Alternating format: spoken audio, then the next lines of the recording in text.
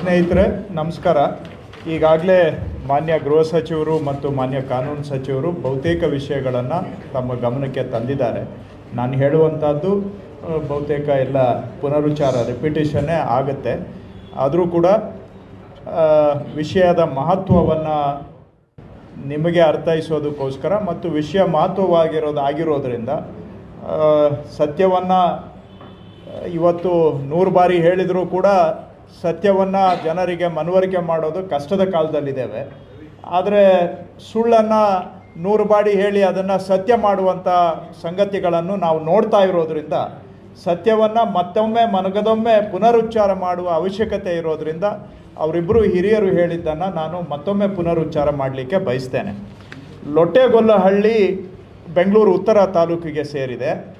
ಇಲ್ಲಿ ತಮಗೆ ಪ್ರಾದೇಶಿಕವಾಗಿ ಭೌಗೋಳಿಕವಾಗಿ ಹೇಳೋದಾದರೆ RMV ಬಡಾವಣೆ, RMV second stage dollars colony ಇದೇ ಜಾಗದಲ್ಲಿ ನಿರ್ಮಾಣ ಆಗಿರ್ತಕ್ಕಂಥದ್ದು. ಸ್ವಲ್ಪ ಪ್ರದೇಶ RMV ಬಡಾವಣೆಯಿಂದನೂ ಕೂಡ ದಾಟಿ ರಿಂಗ್ ರೋಡ್ಗೂ ಕೂಡ ಲೊಟ್ಟೆಗೊಲ್ಲಹಳ್ಳಿ ಸೇರಿಕೊಂಡಿದೆ. ರಿಂಗ್ ರೋಡು ಕೂಡ ಇದೇ ಲೊಟ್ಟೆಗೊಲ್ಲಹಳ್ಳಿ ಸರ್ವೆ ನಂಬರಲ್ಲಿ ನಿರ್ಮಾಣ ಆಗಿದೆ.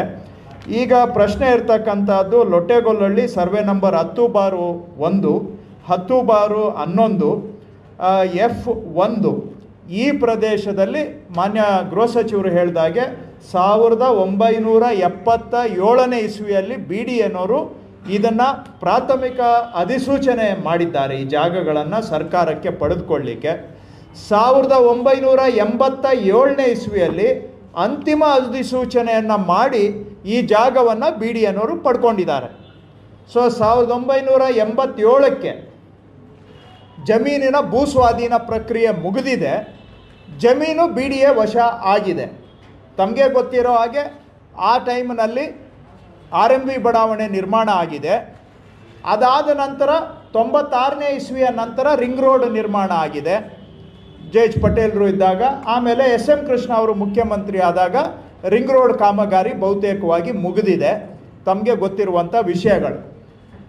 ರಿಂಗ್ ರೋಡ್ಗೆ ಈ ಜಾಗ ಎಲ್ಲಿದೆ, ನಾವು ಮಾತಾಡ್ತಾ ಇರುವಂಥ ಜಾಗ, ಇದು ಸರ್ವಿಸ್ ರೋಡ್ಗೆ ಆಗಿ ಇಟ್ಕೊಂಡಿದ್ದಂತಹ ಜಾಗ ರಿಂಗ್ ರೋಡ್ನಲ್ಲಿ.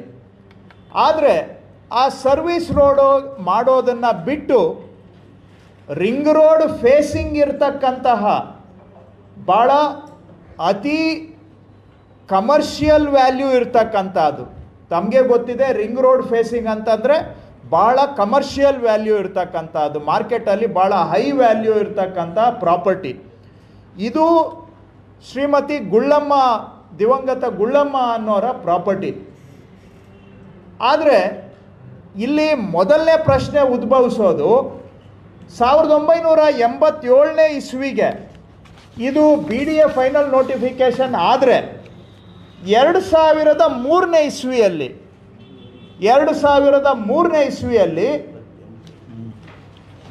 ಇದನ್ನು ಮಾನ್ಯ R ಅಶೋಕ್ ಅವರು ಶುದ್ಧ ಕ್ರಯದ ಮುಖಾಂತರ ಕೊಂಡ್ಕೊಂಡಿದ್ದಾರೆ. ನಾನು ಕೇಳೋದು, 87ನೇ ಇಸ್ವಿಯಲ್ಲಿ ಅಕ್ವಸಿಷನ್ ಕಂಪ್ಲೀಟ್ ಆಗಿ ಗೌರ್ಮೆಂಟ್ ವಶಕ್ಕೆ, BDA ವಶಕ್ಕೆ ಬಂದಿರೋ ಜಮೀನನ್ನು ನೀವು ಹೇಗೆ ಶುದ್ಧ ಕ್ರಯ ಮಾಡಿ ಕೊಂಡ್ಕೊಂಡ್ರಿ? ನಾನು ಕಾನೂನು ಉಲ್ಲಂಘನೆ ಮಾಡಿ GPA ಮಾಡ್ಕೊಂಡಿರೋದನ್ನ ಕೇಳಿದ್ದೇನೆ, ಪರ್ಚೇಸ್ಗೆ ಅಗ್ರಿಮೆಂಟ್ ಮಾಡ್ಕೊಂಡಿರೋದನ್ನ ಕೇಳಿದ್ದೇನೆ. ಆದರೆ ಇದು ಮೊದಲನೇ ಪ್ರಕರಣ. ನನಗೆ ಗೊತ್ತಿರೋ ಹಾಗೆ ಅಕ್ವೈರ್ ಆಗೋಗಿರೋ ಲ್ಯಾಂಡನ್ನು ಶುದ್ಧ ಕ್ರಯ, ಅಬ್ಸಲ್ಯೂಟ್ ಸೇಲ್ ಡೀಡ್ ಮುಖಾಂತರ ಕೊಂಡ್ಕೊಂಡಿದ್ದಾರೆ 2003ನೇ ಇಸ್ವಿಯಲ್ಲಿ. ಹೇಗೆ ಇವರು ಸೇಲ್ ಡೀಡ್ ಮಾಡಿಕೊಂಡ್ರು? BDA ಸ್ವತ್ತಿಗೆ ಯಾರೋ ಖಾಸಗಿ ವ್ಯಕ್ತಿಗಳಿಂದ ಇವರು ಹೇಗೆ ಸೇಲ್ ಡೀಡ್ ಮಾಡಿಕೊಂಡ್ರು? ದಯವಿಟ್ಟು ಈ ಪ್ರಶ್ನೆಗೆ ಅವರು ಉತ್ತರ ಕೊಡಬೇಕು. ಗುಳ್ಳಮ್ಮನವರ ವಾರಸುದಾರರಿಂದ ಮಾಡ್ಕೊಂಡಿದ್ದಾರೆ. ಪ್ರಶ್ನೆ ಉದ್ಭವಿಸುತ್ತೆ, BDA ಹೆಸರಿನಲ್ಲಿ ಖಾತಾ ಇರೋವಾಗ ಗುಳ್ಳಮ್ಮನವರ ವಾರಸುದಾರರಿಂದ ನೀವೇನು ಕ್ರಯ ಮಾಡಿಕೊಂಡ್ರಿ? ಇವ್ರಿಗೆ ಏನು ಹಕ್ಕಿತ್ತು? ಹಕ್ಕೇ ಇಲ್ಲದೇ ಇರೋರ ಕಡೆಯಿಂದ ನೀವು ಕ್ರಯ ಮಾಡಿಕೊಂಡಿದ್ದು ಇದು ಅಕ್ರಮ ಅಲ್ಲವಾ? ಬರ್ತೇನೆ. ರಾಮಸ್ವಾಮಿ, ಇನ್ನೂ ನನಗೂ ಯಾರು ರಾಮಸ್ವಾಮಿ ಅಂತ ಇನ್ನೂ ಗೊತ್ತಾಗಿಲ್ಲ. ನೀವೇನಾದರೂ ಬೆಳಕು ಚೆಲ್ಲಬೇಕು. ಇದು ಒಂದು ಹಂತ. ಹೇಳ್ತೇನೆ, ಆ ಪ್ರಶ್ನೆಗೆ ನಾನು ಬರ್ತೇನೆ, ನೀವು ಬೆಳಕು ಚೆಲ್ಲಬೇಕು. ಇದು ಮೊದಲನೇ ಪಾಯಿಂಟು, ಬಿ ಡಿ ಎಗೆ ಅಕ್ವೈರ್ ಆಗಿರೋ ಜಾಗವನ್ನು ನೀವು ಹೇಗೆ ಶುದ್ಧ ಕ್ರಯದ ಮುಖಾಂತರ ಖರೀದಿ ಮಾಡಿದ್ರಿ? ನಾನು ಏನು ಕೇಳ್ತಾ ಇದ್ದೇನೆ ಅನ್ನೋದು ತಮಗೆ ಅರ್ಥ ಆಗಿದೆ ಅನಿಸುತ್ತೆ. ನಾಳೆ ಡಿನೋಟಿಫೈ ಮಾಡಿಸೋಣ ಅಂತ ಇವತ್ತು ಜಿ ಪಿ ಎ ಮಾಡ್ಕೋಬೋದು, ಆದರೆ ಬಿ ಡಿ ಎಗೆ ಅಕ್ವೈರ್ ಆಗಿರೋದನ್ನು ನೀವು ಸೇಲ್ ಡೀಡ್ ಮುಖಾಂತರ ಪರ್ಚೇಸ್ ಮಾಡೋದಕ್ಕೆ ಆಗುತ್ತಾ? ನನಗಂತೂ ಇದು ಆಶ್ಚರ್ಯಕರ ಪ್ರಶ್ನೆ ಆಗಿದೆ. ನನ್ನ ಅನುಭವದಲ್ಲಿ ಹೇಳೋದಾದರೆ ಸೇಲ್ ಡೀಡ್ ಮಾಡ್ಕೊಳ್ಳೋಕ್ಕೆ ಆಗೋದಿಲ್ಲ, ಅದೇ ಅಕ್ರಮ. ಯಾರಾದರೂ ಕಾನೂನು ತಜ್ಞರು ಹೇಳಿದರೆ ಅವರು ನನ್ನನ್ನು ತಿದ್ದುಪಡಿ ಮಾಡಬಹುದು. ಎರಡನೇ ವಿಷಯ ಬರುತ್ತೆ ಯಾವಾಗ ಅಂದರೆ, ಮಾನ್ಯ ಬಿ ಜೆ ಪಿ ಸರ್ಕಾರದಲ್ಲಿ ಮಾನ್ಯ ಬಿ ಎಸ್ ಯಡಿಯೂರಪ್ಪನವರು ಮುಖ್ಯಮಂತ್ರಿಗಳಿದ್ದಾಗ ಒಬ್ಬರು ರಾಮಸ್ವಾಮಿ ಬಿನ್ ವೆಂಕಟಪ್ಪ ಅನ್ನೋರು ಒಂದು ಅರ್ಜಿ ಕೊಡ್ತಾರೆ ಮಾನ್ಯ ಯಡಿಯೂರಪ್ಪನವರಿಗೆ. ನಮ್ಮ ಒಟ್ಟು ಕುಟುಂಬದ ಆಸ್ತಿಯನ್ನು ತಾವು ಡಿನೋಟಿಫಿಕೇಶನ್ ಮಾಡಿ ಕೊಡಬೇಕು ಅಂತ ಕೊಡ್ತಾರೆ. ಇದರ ಮೇಲೆ ನವೆಂಬರ್ 18ನೇ ತಾರೀಕು 2009 ಮಾನ್ಯ ಯಡಿಯೂರಪ್ಪನವರು ಬರೀತಾರೆ, ಬಿ ಡಿ ಎ ಕಮಿಷನರ್ ಕೂಡಲೇ ಕಡತದಲ್ಲಿ ಮಂಡಿಸಿ ಅಂತ ಬರೀತಾರೆ. ಯಾವ ತಾರೀಕಿಗೆ? 18ನೇ ತಾರೀಕು ನವೆಂಬರ್ ತಿಂಗಳು 2009ನೇ ವರ್ಷ. ಇವರು ಕೊಟ್ಟಿದ್ದು ನವೆಂಬರ್ ತಿಂಗಳಲ್ಲಿ, ನವೆಂಬರ್ ಕಳೆದು ಡಿಸೆಂಬರ್ 31ನೇ ತಾರೀಕಿಗೆ 1 ತಿಂಗಳು 12 ದಿನದಲ್ಲಿ ಜಾಗ ನೋಟಿಫೈ ಆಗುತ್ತೆ. ರಿಪೀಟ್ ಮಾಡಬೇಕಾ ಅಥವಾ ತಮ್ಗೆ ಅರ್ಥ ಆಗಿದೆ ಅಂತ ಭಾವಿಸ್ಕೊಳ್ತೇನೆ. ನವೆಂಬರ್ 18, 2009 ಡಿನೋಟಿಫಿಕೇಷನ್ಗೆ ಫೈಲ್ ಪುಟಪ್ ಮಾಡಿ ಅಂತ ಮಾನ್ಯ ಯಡಿಯೂರಪ್ಪನವರು ಬರೀತಾರೆ. 31ನೇ ತಾರೀಕು ಡಿಸೆಂಬರು ಡಿನೋಟಿಫೈ ಆಗೋಗುತ್ತೆ. ಡಿನೋಟಿಫಿಕೇಷನ್ ಮಾಡಿರೋದು ಇಲ್ಲಿದೆ, ವಿಡ್ರಾನ್ ಅಂತ. ಈ ಡಿನೋಟಿಫಿಕೇಷನ್ ಬಗ್ಗೆ ತಾವು ಏನು ಹೇಳ್ತೀರಿ ಮಾನ್ಯ ವಿರೋಧ ಪಕ್ಷದ ನಾಯಕರು? ಸರ್ಕಾರಿ ಜಾಗವನ್ನು ಬಿ ಡಿ ಎ ಅಕ್ವೈರ್ ಮಾಡಿ 87ನೇ ಇಸ್ವಿಗೆ ಮುಗಿದು ಹೋಗಿದ್ದಂಥ ಜಾಗ 23 ವರ್ಷದ ನಂತರ ಡಿನೋಟಿಫೈ ಮಾಡಿಸ್ಕೊಂಡಿದ್ದೀರಲ್ಲ ತಾವು. ಇದು ಬಹಳ ಕ್ರಮವಾದಂಥ ಕೆಲಸನ, ನ್ಯಾಯಬದ್ಧವಾದಂಥ ಕೆಲಸನ? ಇದು ಅಕ್ರಮ ಹೌದಾ ಅಲ್ವಾ? ಉತ್ತರ ಕೊಡಿ. ಇದು ಕಾನೂನು ಬಾಹಿರ ಡಿನೋಟಿಫಿಕೇಶನ್ ಹೌದಾ ಅಲ್ಲವಾ? ಉತ್ತರ ಕೊಡಿ. ಮೂರನೇ ಪ್ರಶ್ನೆ, ಇಲ್ಲಿ ಅರ್ಜಿ ಕೊಟ್ಟವರು ರಾಮಸ್ವಾಮಿ ಅಂತ, ಬಿನ್ ವೆಂಕಟಪ್ಪ ಅಂತ. ನಾನು ಈ ಶುದ್ಧ ಕ್ರಯ ಪತ್ರ ತೆಗೆದು ನೋಡಿದೆ. ಇದರಲ್ಲಿ ಗುಳ್ಳಮ್ಮನವರ ವಾರಸುದಾರರು ಯಾರು ಅಂತ. ಗುಳ್ಳಮ್ಮನವರ ವಾರಸುದಾರರು ಒಬ್ಬರು G Shamanna, G Muniraju, G Govindappa, G Kantharaju, G Subramani. ಆದರೆ ಎಲ್ಲೂ ಕೂಡ ರಾಮಸ್ವಾಮಿ ಅನ್ನೋರಾಗಲಿ ವೆಂಕಟಪ್ಪ ಅನ್ನೋರಾಗಲಿ ಗುಳ್ಳಮ್ಮನವ್ರಿಗೆ ನನಗೆ ಏನು ಸಂಬಂಧ ಅಂತ ಇಲ್ಲಿವರೆಗೂ ಗೊತ್ತಿಲ್ಲ. ಮೇಲ್ನೋಟಕ್ಕೆ ಇದು ಮತ್ತೊಬ್ಬ ದಾರಿಯಲ್ಲಿ ಹೋಗುವ ದಾಸಯ್ಯ ರಾಮಸ್ವಾಮಿ ಅಂತ ನನಗೆ ಮೇಲ್ನೋಟಕ್ಕೆ ಕಾಣ್ತಾ ಇದೆ. ಸೊ ಯಾರೋ ದಾರಿಯಲ್ಲಿ ಹೋಗೋ ದಾಸಯ್ಯ ರಾಮಸ್ವಾಮಿಯವ್ರ ಕೈಲಿ ಅರ್ಜಿ ತಗೋತೀರಿ, ಕೋಟ್ಯಾಂತರ ರೂಪಾಯಿ ಬೆಲೆ ಬಾಳುವಂಥ ಜಮೀನನ್ನು ಅಕ್ವೈರ್ ಆಗೋಗಿರೋದನ್ನು ಡಿನೋಟಿಫಿಕೇಶನ್ ಮಾಡಲಿಕ್ಕೆ ಆದೇಶ ಮಾಡ್ತೀರಿ. ಯಾರು ರಾಮಸ್ವಾಮಿ? ಎಲ್ಲಿಂದ ತಗೊಂಡು ಬಂದ್ರಿ ಈ ಬೇನಾಮಿ ರಾಮಸ್ವಾಮಿ? ಯಾಕೆ ಅಂದರೆ ನೀವು ಮೂಲ ವಾರಸುದಾರರಿಂದ ಆಗಲೇ ಕ್ರಯ ಮಾಡ್ಕೊಂಡ್ಬಿಟ್ಟಿದ್ದೀರಿ. ಈಗ ಮೂಲ ವಾರಸುದಾರರು ನಿಮಗೆ ಅರ್ಜಿನೇ ಕೊಟ್ಟಿಲ್ಲ. ಡಿನೋಟಿಫಿಕೇಶನ್ಗೆ ಮೂಲ ವಾರಸುದಾರರು ಅರ್ಜಿನೇ ಕೊಟ್ಟಿಲ್ಲ. ಆದರೆ ಅವರ ಹೆಸರಿನಲ್ಲಿ ಯಾರೋ ಬೇನಾಮಿ ರಾಮಸ್ವಾಮಿಯನ್ನು ಸೃಷ್ಟಿ ಮಾಡಿರೋದು. ಇದು ಕ್ರಮನ ಅಕ್ರಮನ? ದಯವಿಟ್ಟು ಉತ್ತರ ಕೊಡಿ. ಕೊನೆಗೆ ಡಿನೋಟಿಫಿಕೇಶನ್ ಆಗುತ್ತೆ ಮುನಿಸ್ವಾಮಪ್ಪ ಬಿನ್ ದೊಡ್ಡ ಪಿಳ್ಳಪ್ಪ ಅನ್ನೋರಿಗೆ. ಈಗ ನೀವೇ ಉತ್ತರ ಕೊಡಬೇಕು ನನಗೆ, ಯಾರು ಈ ಮುನಿಸ್ವಾಮಪ್ಪ ಬಿನ್ ದೊಡ್ಡ ಪಿಳ್ಳಪ್ಪ? ನಾನು ಶುದ್ಧ ಕ್ರಯ ಪತ್ರದಲ್ಲೂ ನೋಡಿದೆ, ನನಗೂ ಇನ್ನೂ ಅರ್ಥ ಆಗಿಲ್ಲ ಯಾರು ಇದು ಮುನಿಸ್ವಾಮಪ್ಪ ಬಿನ್ ದೊಡ್ಡ ಪಿಳ್ಳಪ್ಪ ಅಂತ. ಅವ್ರ ಹೆಸರಿಗೆ ಕ್ರಯ ಆಗುತ್ತೆ, ಡಿನೋಟಿಫಿಕೇಶನ್ ಆಗುತ್ತೆ. ಆದರೆ ಕೊನೆಗೆ ಖಾತೆ ಯಾರ ಹೆಸರಿಗಾಗುತ್ತೆ? ಮಾನ್ಯ ಆರ್ ಅಶೋಕರಿಗೆ ಇದೆಲ್ಲನೂ ಕೂಡ ಬಂದು ಅವ್ರ ಹೆಸರಿಗೆ ಖಾತೆ ಆಗುತ್ತೆ. ಎಲ್ಲಿ ಹೆಜ್ಜೆ ಹೆಜ್ಜೆಗೂ ಕೂಡ ಅಕ್ರಮಗಳನ್ನು ಮಾಡಿ ಇವತ್ತು ಆಡುವಂಥ ಮಾತುಗಳು ನೋಡಿದರೆ ಏನು ಮುಖ್ಯಮಂತ್ರಿಗಳು ರಾಜೀನಾಮೆ ಕೊಟ್ಬಿಡ್ಬೇಕು, ಸರ್ಕಾರ ವಜಾ ಮಾಡಬೇಕು.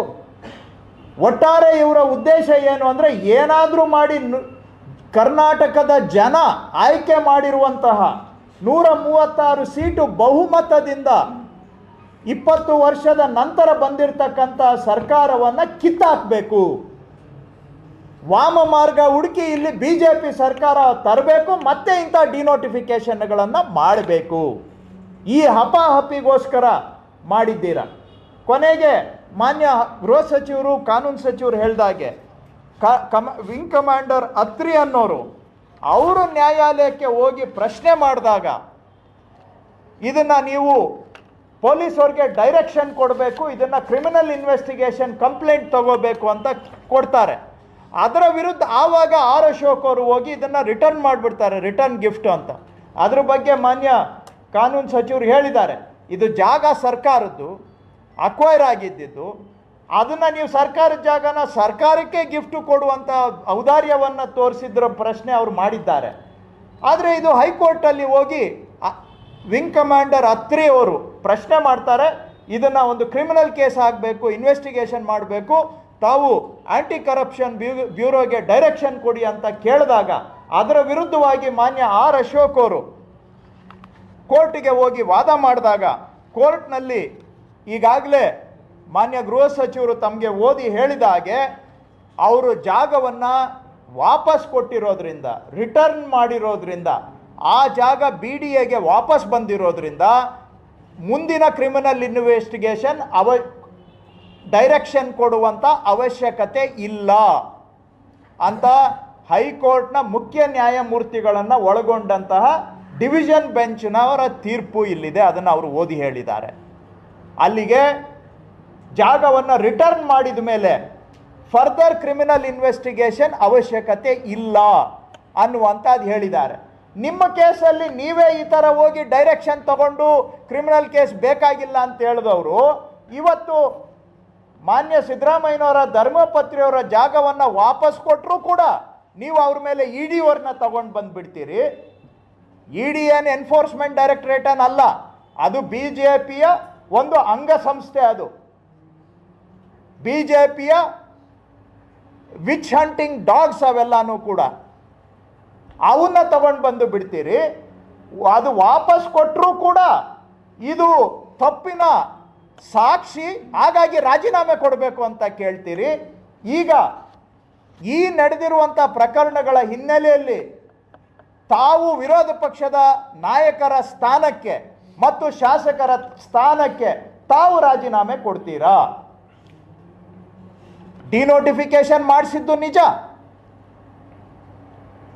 BDA ಹೆಸರಿನಲ್ಲಿ ಇದ್ದಂಥ ಜಾಗವನ್ನು ಶುದ್ಧ ಕ್ರಯ ಮಾಡಿಕೊಂಡೆ ಅಕ್ರಮ ನಿಜ, ಇದೆಲ್ಲ ಸಾಬೀತಾದ ಮೇಲೆ ವಾಪಸ್ ಕೊಟ್ಟಿದ್ದು ನಿಜ, ಆಮೇಲೆ ಫರ್ದರ್ ಇನ್ವೆಸ್ಟಿಗೇಷನ್ ಬೇಕಾಗಿಲ್ಲ ಅಂತ ತಾವು ಕೋರ್ಟಲ್ಲಿ ಡೈರೆಕ್ಷನ್ನು ತಗೊಂಡಿದ್ದು ನಿಜ. ಇಷ್ಟೆಲ್ಲ ಆಗಿರೋವಾಗ ತಾವೇ ಏನು ಹೇಳಿದ್ದೀರಿ ಇತ್ತೀಚೆಗೆ? ಇಲ್ಲ, ಮುಖ್ಯಮಂತ್ರಿಗಳು ರಾಜೀನಾಮೆ ಕೊಡಬೇಕು, ತಪ್ಪು ಸಾಕ್ಷಿ ಆಗಿದೆ ಅಂತೇಳಿದ್ರಲ್ಲ, ಅದೇ ತಾವು ಹೇಳಿದ ಮಾನದಂಡ ತಮ್ಮ ಮಾತನ್ನು ತಮಗೆ ಅನ್ವಯಿಸೋದಾದರೆ ನೀವು ರಾಜೀನಾಮೆ ಕೊಟ್ಟು ಆನಂತರ ಕೇಳಿ, ವಿರೋಧ ಪಕ್ಷದ ಸ್ಥಾನಕ್ಕೆ, ಶಾಸಕರ ಸ್ಥಾನಕ್ಕೆ ರಾಜೀನಾಮೆ ಕೊಡಿ, ಆಮೇಲೆ ತಾವು ನೈತಿಕವಾಗಿ ಮಾತಾಡೋದಕ್ಕೆ ತಮಗೂ ಕೂಡ ಹಕ್ಕು ಇರುತ್ತೆ. ನಾವು ಮಾಡಬಾರದನ್ನೆಲ್ಲ ಮಾಡಿ ಇನ್ನೊಬ್ಬರ ಬಗ್ಗೆ ನಾವು ಉಪದೇಶ ಮಾಡುವಂಥದ್ದು, ನಾವೇ ಇದನ್ನು ವಿಚಾರ ಮಾಡಬೇಕು. ಸುಮ್ಮನೆ ಇಲ್ಲ ಸಲ್ಲದೇ ಇರೋ ಕೇಸುಗಳನ್ನೆಲ್ಲ ಗೊಂದಲ ಸೃಷ್ಟಿ ಮಾಡಿ ಸಾರ್ವಜನಿಕರ ಗಮನದಲ್ಲಿ ಅಕ್ರಮ ಇಲ್ಲದೆ ಇರೋ ಕಡೆ ಅಕ್ರಮ ಅಂತ ಪ್ರತಿಪಾದಿಸ್ತಕ್ಕಂಥ ತಾವು ಇಲ್ಲಿ ಸರಣಿ ಅಕ್ರಮಗಳನ್ನು ಮಾಡಿ ಇಷ್ಟೆಲ್ಲ ಮಾತಾಡ್ತಾ ಇದ್ದೀರಾ ಅಂದರೆ ನಿಮ್ಮ ಬಗ್ಗೆ ನೀವೇನು ಹೇಳ್ತೀರಾ ಅನ್ನೋದಕ್ಕೆ ದಯವಿಟ್ಟು ಉತ್ತರ ಕೊಡಿ.